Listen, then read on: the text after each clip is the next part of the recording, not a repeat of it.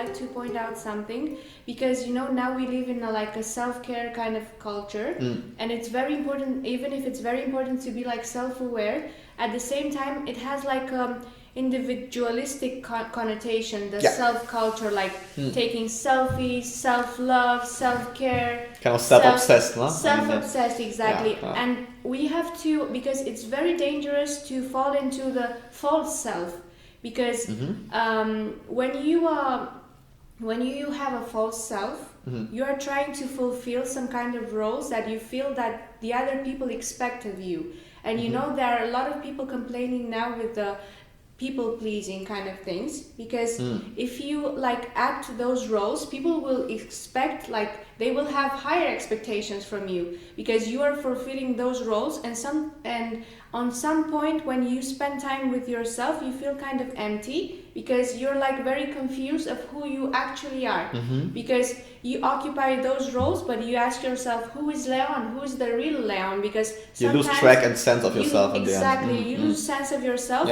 And you have like an emptiness kind of feeling, because somehow you feel like those needs aren't being fulfilled, but at the same time it's your responsibility to fulfill your needs. And you're saying this is based on, let's say, also nowadays more societal developments, that we have the social media. Is that one of the causes? Like, do you say, I mean, we talk about this quote in my last video as well, that today I'm not the person I think I am. I'm not what you think I am. I am what I think you think I am. Right? Wow, I think nice. It's a really great quote, because like I assume what you think, and I think what you want to point out with what you said, if I understand correctly, is that we are not even conscious about our effort of being ourselves, and we just kind of, and this is something again where meditation helps, where you find yourself a bit more deeply.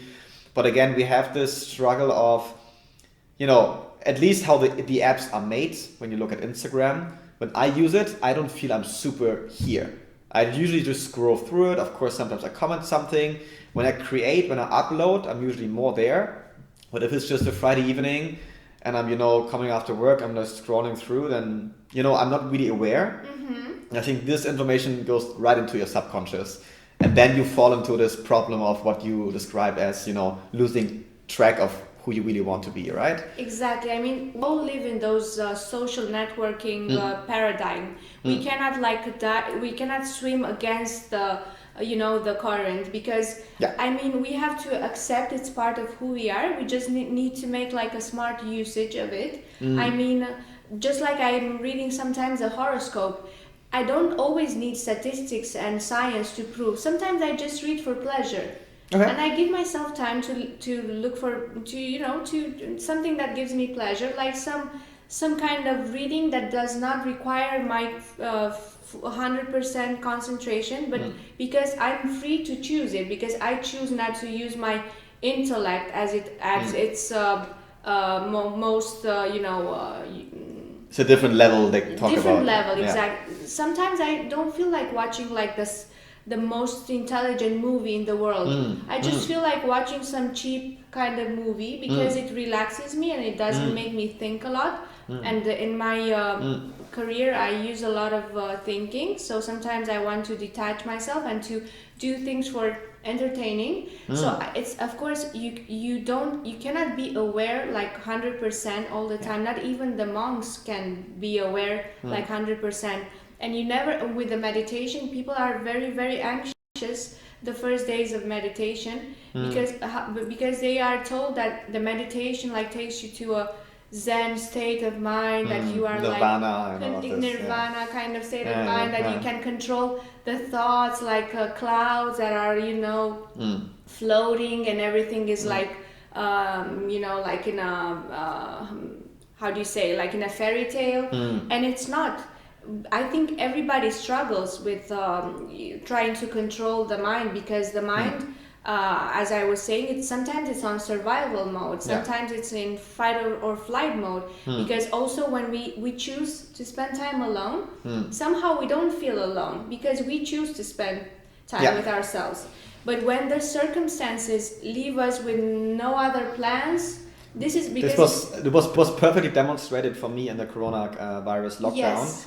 When it first came, actually the first 2 weeks felt amazing, because I didn't have honeymoon phase. Yeah, especially for me as someone that is very extroverted, that always kind of, and also socially influenced, and I feel a lot of social pressure.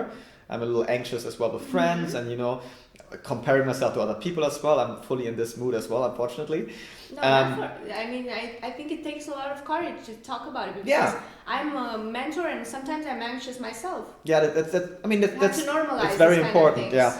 And usually I had it often here that it was before Corona, like, oh, it's a Friday evening, I don't have anything to do, I failed somehow, like, although this didn't happen all the time.